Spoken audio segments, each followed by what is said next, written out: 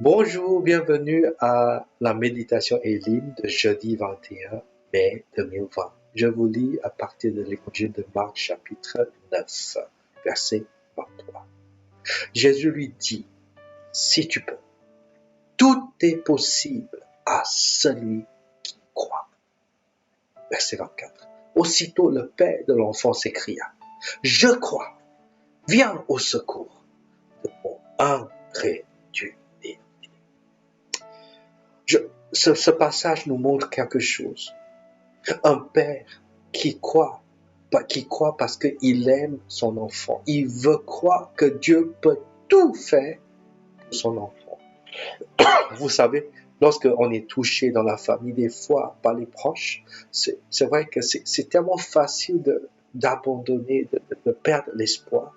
Mais il faut du courage qui vient de Dieu pour garder la confiance en Dieu, garder l'espoir. Que Dieu nous renouvelle dans notre cœur pour qu'on puisse toujours croire que tout est possible à celui qui croit. Que nous puissions tous montrer vraiment cette réalité surnaturelle de Dieu à notre entourage pour qu'on puisse avoir vraiment l'occasion de parler aux amis, de parler de l'amour de Dieu avec nos proches. Vraiment, nous pouvons tous bénéficier de ce moment de grande incertitude dans l'histoire du monde pour apporter la bonne nouvelle à ceux qu'on aime. Que Dieu nous aide. Prions. Seigneur, je prie pour tous les chrétiens devant l'écran.